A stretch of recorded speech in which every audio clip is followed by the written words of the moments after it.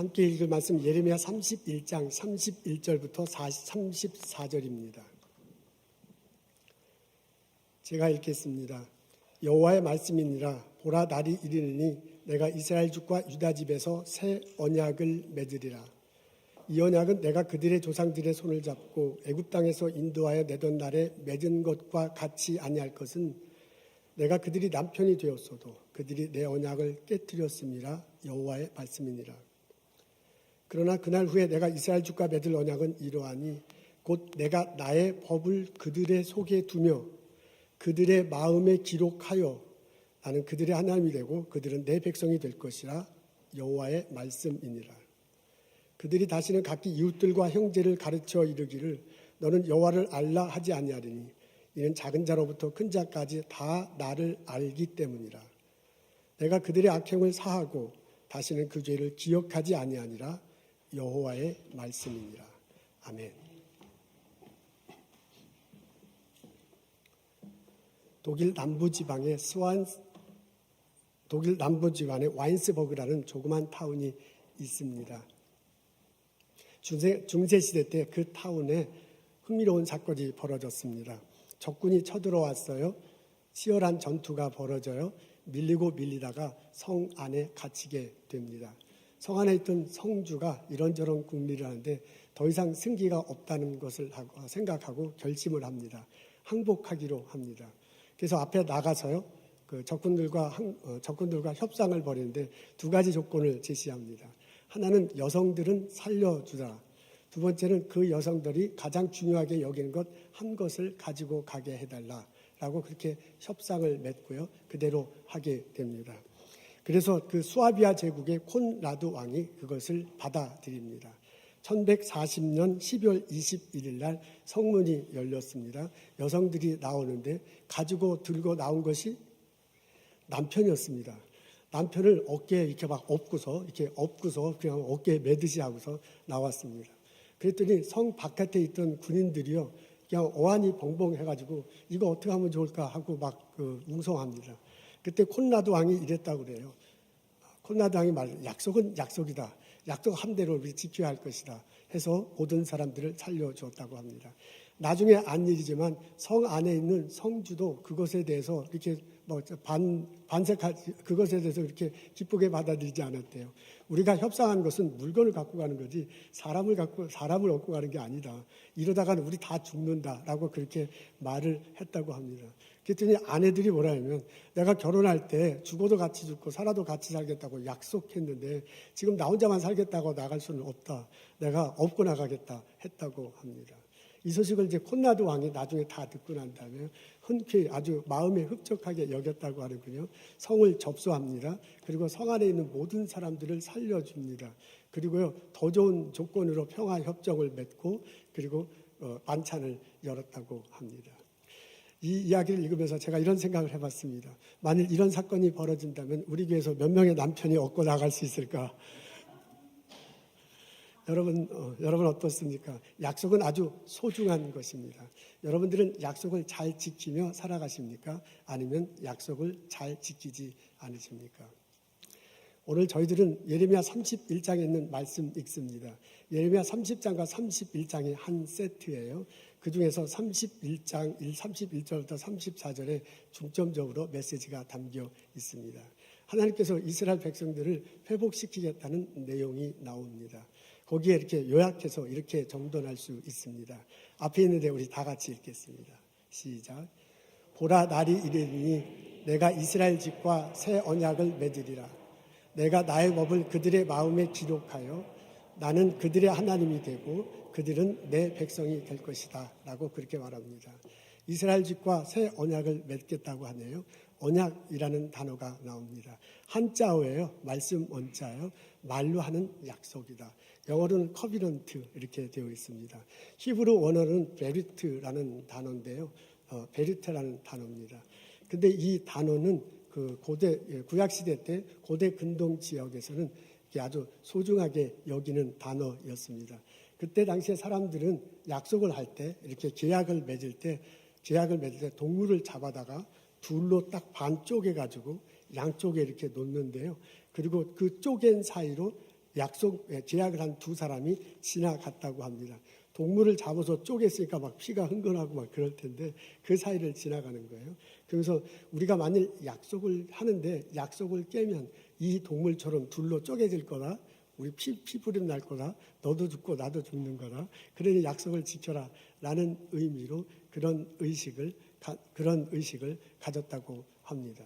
그러니까 한자어로는 말로 하는 약속이다 뭐 이런 건데 히브리 원어로 보면 상당히 진지한 피냄새가 나는 그런 약속입니다. 그걸 성경은 언약이라고 이렇게 표현했습니다. 하나님께서 이 언약을 맺으시는데 새 언약을 맺겠다고 하십니다. 새 언약을 맺겠다는 얘기는 뭐냐면 옛날에 언약이 새 언약 말고 또 옛날 다른 언약이 있었다는 거 아니에요? 그러니까 새 거라고 할 거 아니에요? 그러면 그 옛날 언약이 있었다는 것과 마찬가지입니다. 그 옛날 언약에 관한 내용이 32절에 힌트로 나와 있습니다. 이스라엘 백성들이 애굽을 나왔네요. 홍해를 건너서 시내산에 도착합니다. 그때 하나님께서 시내산에 이스라엘 백성들을 모세를 통해서 모으시고 선민 언약식을 갖습니다. 이제부터는 내가 너의 하나님이다. 그리고 너희는 나의 백성이다. 라고 그렇게 하나님이 약속을 해주세요.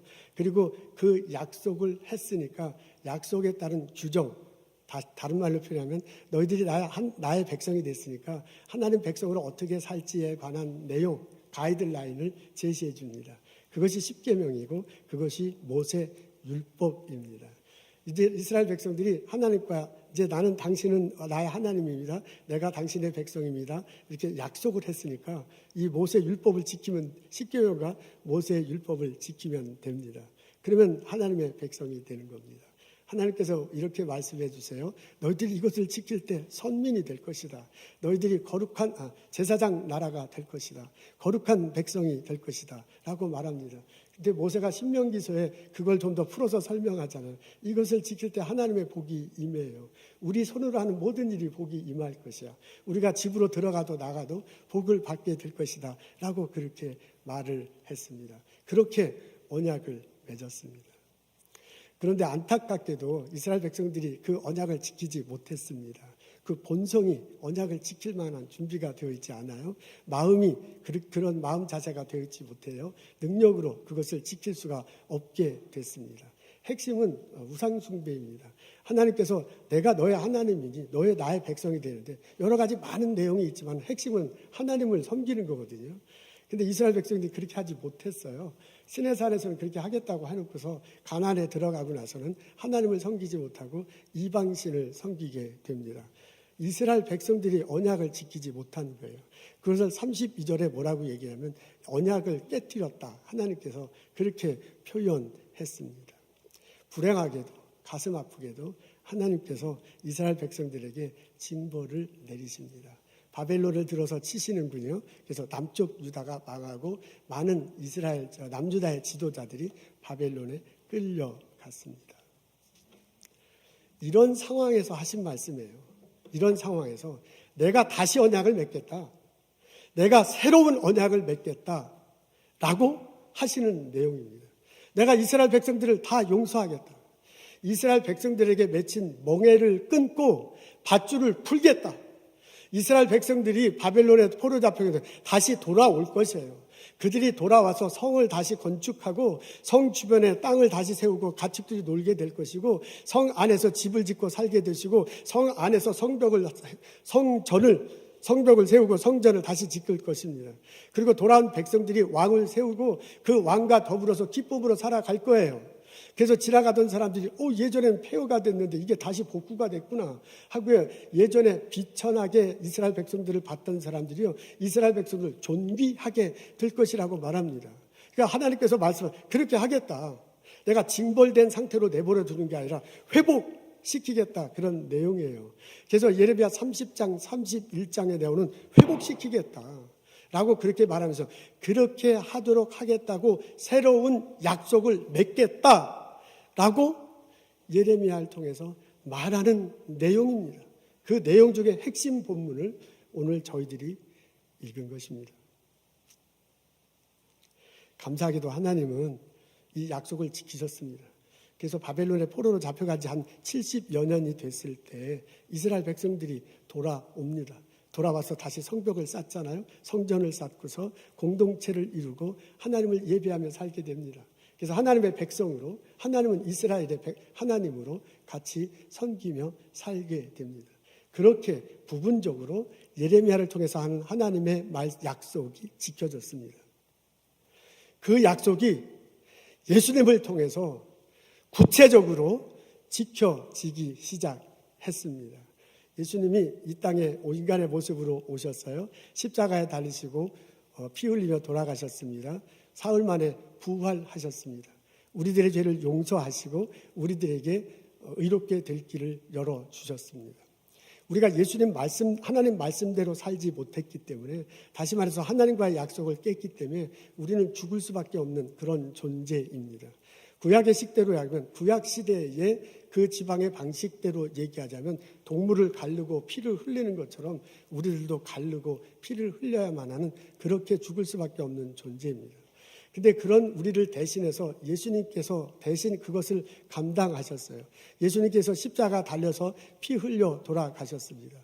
예수님이 돌아가실 때 성전 휘장이 쪼개지듯 갈라졌다고 하십니다. 우리가 감당해야 될 것을 예수님이 감당하신 것입니다. 예수님이 우리가 받을 징벌을 대신 받으시고요. 대신 받으시고 우리에게 회복될 길을 열어주시는 것입니다. 하나님이 예수님의 이것을 그대로 받으셨어요. 그래서 하나님께서 예수님의 피 흘려 돌아가심을 그대로 받으셔서요, 우리의 죄를 용서해 주셨습니다. 우리를 의롭게 하셨습니다. 우리들에게 구원의 길을 열어주셨습니다. 우리 예레미야 30장, 31장의 표현대로 얘기하면 회복되는 그런 역사를 하나님께서 허락하신 것입니다. 하나님께서 예레미야를 통해서 약속하신 그것을 그 당시에 부분적으로 약속대로 행하셨고, 예수님을 통해서 그 약속을 완성해 나가고 있는 중입니다. 하나님이 우리에게 대한 약속을, 하나님에 대한 나의 약속을 예수님을 통해서 지금 해 나가고 있는 중이십니다. 아멘, 할렐루야. 여러분, 예레미야 31장 12절에 보면 이런 표현이 나옵니다. 너의 심령이 물된 동산과 같으리라. 물된 동산이라는 표현이 나옵니다. 동산이 있어요. 언덕이 있어요. 근데 그 언덕이 물이 연결돼서 물이 올 거예요. 그러니까 물 때문에 동산에 나무가 자랄 것이고 동물이 자랄 것이고 사람이 사는 그런 모습이 그려집니다. 그 동산은 메마른 동산이 아니에요. 물이 졸졸졸 흘러 들어와서 살아 움직이는 동산이에요.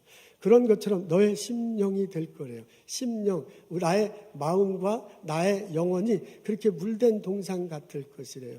나의 마음과 영혼이 메마른 마음과 영혼이 아니라 물로 인해서 물이 이렇게 들어오는 그런 영혼이 될 것입니다. 내 심령이 그렇게 변한다는 거예요. 예레미야 31장 25절에 보면 피곤한 심령이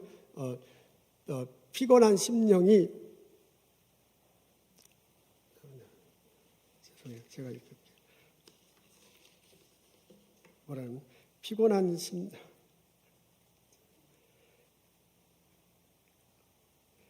심령이 이렇게 살아날 거랍니다. 그 다음에 피곤한 심령이 나가고, 그 다음에 이제 죄송해요. 이 표현을 하면 참 좋겠는데, 연약한 심령을 만족하게 할 것이래요. 그러니까 하나님께서 이렇게 우리를 하도록 그렇게 만들어 주시겠다고 합니다. 그러니까 내 심령이 먼저 그렇게 메말른 심령이 이렇게 축축해져 물도 될 것이고요. 피곤한 심령이 만족하게 될 것이요. 할 것이면 그렇게 심령이 이렇게 풍성해질 거랍니다. 그렇게 심령이 풍성해질 거를 물된 동산이라고 그렇게 말을 했어요. 물된 동산 같이 만들어주고, 그것뿐만 아니라 무너진 성터가 다시 이렇게 재건되는 거잖아요. 우리의 삶이 재건되도록 그렇게 해주시겠다고 말한 겁니다. 이걸 이스라엘 백성들을 통해서 하나님께서 우리들에게 말씀해 주시는 거예요.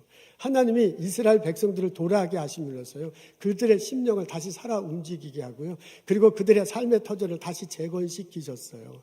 하나님이 약속하신 대로 그렇게 하셨습니다. 근데 이제 부분적으로 그런 것이 이루어졌고, 우리들 삶 속에서 예수님을 통해서 우리가 예수님을 믿을 때 이런 일들이 서로 우리들에게 일어난다. 그런 말입니다. 그래서 우리들에게 필요한 것은요, 예수님을 믿는 거예요. 예수님을 통해서 이렇게 약속하신 것이 이루어진다고 했으니 내가 예수님을 믿고서 하나님 앞에서 나가면 하나님께서 예루살렘을 통해서 하신 약속이 곧 나의 약속이다. 그것이 예수님을 통해서 완성해 나가신다. 그렇다면 내가 예수님을 믿을 때 이 약속이 이 약속대로 나의 삶에 펼쳐질 것이다 라고 그렇게 믿고서 우리들이 나가면 될 것입니다.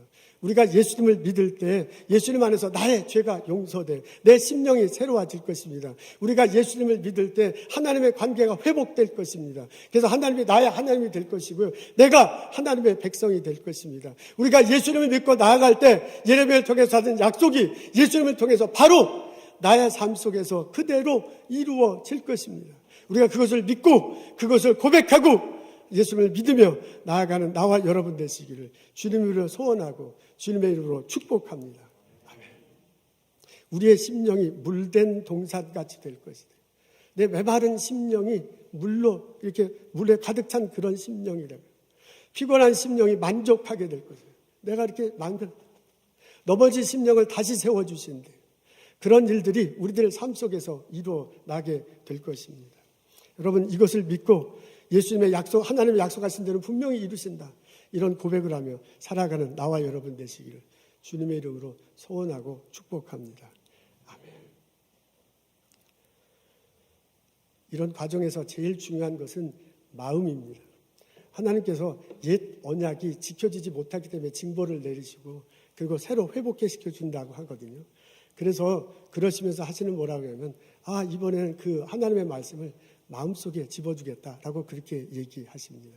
그래서 33절에 보면 내가 나의 법을 그들의 마음에 기록하겠다라고 그렇게 말씀하세요. 옛 언약은, 모세가 한 언약은 그 돌판에다 이렇게 기록했는데 이제부터는 그 언약을 마음속에 기록하겠다고 합니다. 그래서 이 마음속에 기록됐기 때문에 이게 잊어버릴래야 잊어버릴 수 없고 꼭 이렇게 지키며 살도록 하겠다. 그래서 심령이 새롭게 하겠다. 물된 동산처럼 하겠다. 우리들의 삶을 다시 재건시키겠다. 그렇게 약속하시는 겁니다. 그렇다고 보면 우리들 삶에 있어서 참 중요한 게 이 마음입니다. 여러분, 마음 먹은 대로 된다고 하잖아요. 우리들 삶 행동하는 데 있어서 이 마음의 역할이 상당히 중요합니다. 근데 이 마음이 아침과 저녁이 달라요. 짜장면집에, 저 중국집에 갈 때는 짜장면 먹어야지 하면서 딱 중국집에 앉고 난다면 짬뽕 먹고 싶은 게 우리들 마음이야. 그러니까 이렇게 마음이 왔다 갔다 하니까요. 이스라엘 백성이 시내산에 가서 하나님 말씀대로 살겠습니다, 그렇게 해놓고서는 가나안 땅에 들어가서 이방신을 섬겼다고 하는데 그 마음이 이렇게 막 바뀐 거거든요. 그 사람 마음이 왜 이렇게 바뀌느냐? 욕할 수 없어요. 우리 마음도 그런 면이 있기 때문에 그렇습니다. 그래서 하나님이 그걸 아시고 이제 돌판에다가 말씀을 주는 게 아니라 너의 마음속에 말씀을 주겠다고 그렇게 약속하시는 것입니다. 여러분, 마음에는 세 가지 기능이 있습니다. 생각이 있고 감정이 있고 의지가 있습니다. 우리 마음은 이곳에 보이진 않지만 이 안에 있어서 우리를 작동해서 우리 행동케 한다고 하잖아요. 과학자들은 마음의 움직임이 이 뇌 속에서 벌어진다고 하는데 우리 뇌 속에서 벌어진다고 하는군요. 근데 우리는 일생생활에서 마음은 여기 가슴 어딘가에서 이루어진다고 그렇게 상식적으로 생각합니다. 성경에서도 이 마음의 작용이 여기에 작용되는 것처럼 나타나요. 성경에 나와 있는 마음 작용을 자세히 읽어보면 세 가지 기능이 있어. 하나는 생각이고 하나는 감정이고 하나는 의지야. 이것이 서로 작동을 하면서 마음이 움직여집니다. 이 중에서 가장 중요한 것이 생각입니다. 그래서 성경에 보면 마음의 생각이라는 그런 표현이 참 많이 나옵니다. 생각으로 어떤 사람이 감정에 따라서 그냥 마음이 바뀌기도 하고요. 어떤 사람은 자기 막 의지적으로 마음이 바뀌고 그런 사람도 있지만은 거의 대부분의 사람들은 마음에 큰 영향을 주는 게 생각입니다. 그래서 이 생각이 아주 중요합니다. 그래서 그 생각을 하나님 말씀 안에 계속 생각이 잠겨 있도록 하는 것이 참으로 중요해요. 하나님이 마음속에 말씀을 주신다잖아요. 다른 말로 해서 마음속에 생각 속에 말씀이 있도록 하나님께서 그렇게 만들어줘서 마음이 그렇게 가게 하고 행동하게 한다잖아요. 그러니까 우리가 그 말씀대로 하자면 내 마음의 생각이 하나님 말씀 안에 계속 있도록 해야 할 그런 필요성이 아주 중요합니다. 우리가 성경 말씀을 계속해서 읽는 거지요. 그리고 암송하지요. 묵상하지요. 하는 것을 성경 말씀을 계속 이렇게 생각합니다. 그렇게 될 때 그 하나님 말씀을 자꾸 그렇게 하는 과정 중에 예수님에 관한 정보가 모아져요. 그리고 이 머릿속에 막 자동적으로 그렇게 되죠. 정보가 모아지고 그 정보가 정돈되고 정리되죠. 그렇게 되면서 알게 되는 게 있죠. 그렇게 되면서 깨닫게 되는 게 있죠. 그렇게 되면서 믿어지는 거야. 굳이 막 이렇게 얘기하자면 그런 과정을 통해서 믿어져요. 그렇게 믿어질 때 그것이 감정에 영향을 주잖아요. 예수님을 몰랐는데 알게 되고 깨닫게 되고 믿어지기 때문에 생기는 기쁨이 있어요. 그렇게 기쁘게 되고 그게 의지에 영향을 줘서 이렇게 그저 예수님을 몰라도 할 수 없지만 예수님을 알게 돼서 이렇게 마음이 기쁘니 나도 좀 예수님 가르친 대로 살아보자는 그런 의지가 작동을 하는 겁니다. 이렇게 우리 마음속에 생각이 정돈해도 깨닫지고 그게 감정에 영향을 주고 그것이 의지가 영향이 돼서 마음이 움직이는 거야. 마음이 움직여져서 예수님을 믿게 되고요. 마음이 움직여서 예수님의 가르침대로 살게 됩니다. 이게 참 이성적으로 설명하자면 이렇게 설명할 수밖에 없어요. 하나님께서 더 강력하게 역사하셔서 막 믿게 만들고 그렇게도 하지만은 성경에 나와 있는 것을 잘 살펴보고 논리적으로 설명하자면 이렇게 설명할 수밖에 없습니다. 이게 마음으로 믿는 거야. 마음의 생각이 하나님 말씀 안에 있을 때, 그래서 하나님께서 마음판에 기록하겠다는 말이 바로 이런 거예요.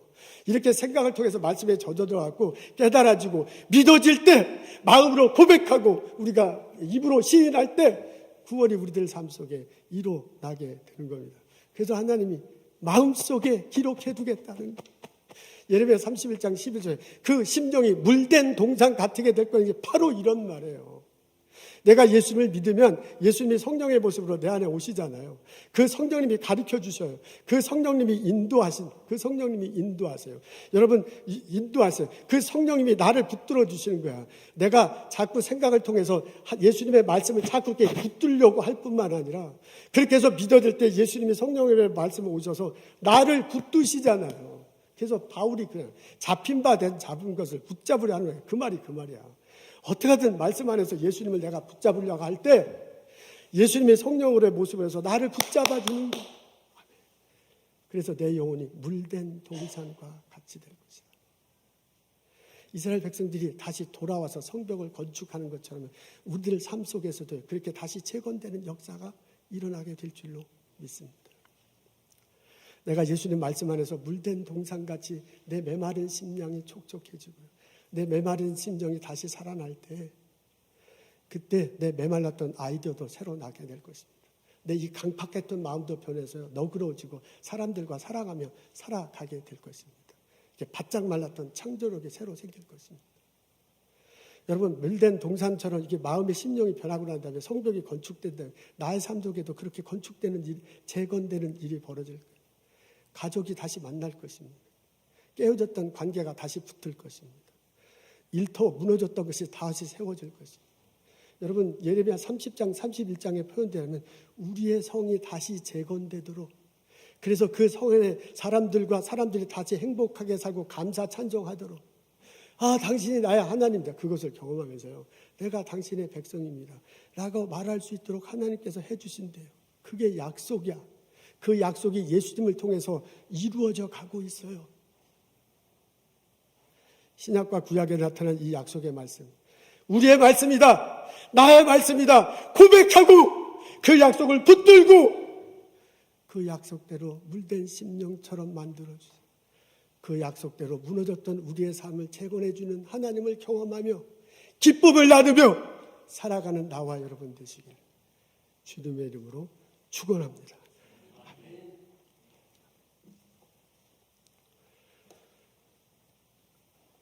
아브라함이 하나님의 부르심을 받았습니다. 일가 친척 아비 집을 떠나고 고향 땅을 떠나라고 내가 말한 곳으로 가라고. 그 땅에 가서는 내가 너에게 복을 줄 텐데 너로 인해서 많은 민족의 복의 근원이 될 거래요. 아브라함이 믿음으로 떠났다잖아요. 가나안 땅에 도착했습니다. 롯과 이렇게 약간의 갈등이 있었죠. 그러고 난 다음에 하나님께서 보여주신 너 동서남북을 펼쳐봐라. 이 동서남북의 땅이 너의 땅이 될 것이다. 그리고서 땅의 티끌을 보여 너의 자손들이 이렇게 티끌처럼 많아지게 될 것이다 라고 그렇게 말을 합니다. 근데 웬걸 아브라함 생애 동에 하나님이 약속하신 것을 사실 별로 맛보지 못했습니다. 땅에 티끌까지 많은 자손은 무슨 많은 자손이에요. 아들 하나 말년에 낳는데 그 아들도 뭐 밭이라느니 마느니 뭐 이런 일밖에 벌어지지 않았습니다. 동서남북의 땅이 다 내 땅이다. 무슨 일이 있었어요. 아내 사라가 돌아가셨는데 이 무덤 삼을 땅도 없는 거야, 자기가. 그러니까 이게 무덤은 해야 될 거 아니야. 그래서 헷 족속에 가서요. 거의 구걸하다시피 해서 막벨라 굴 그거 하나를 사요. 그리고 아내를 거기다가 묻히게 합니다. 동서남북의 땅 그거 보지 못했습니다. 티끌까지 많은 자손 그거 사실 경험해보지 못했습니다. 아브라함의 환경은 그래서 겉으로 보이는 모습은 그랬어. 근데 그런 환경 속에 살아가는 아브라함의 심정이 어땠는지 히브리서 11장에 그대로 나옵니다. 8절부터 11절에 이렇게 적혀져 있어요. 믿음으로 아브라함은 부르심을 받을 때 순종하여 장래 유럽으로 받을 땅에 나아갈세 갈 바를 알지 못하여 나아갔으며 믿음으로 그가 이방의 땅에 있는 것 같이 약속의 땅에 거류하여 동일한 약속을 유업으로 함께 받은 이삭 및 야곱과 더불어 장막에 거하였으니 이는 그가 하나님이 계획하시고 지으실 터가 있는 성을 바랐습니다.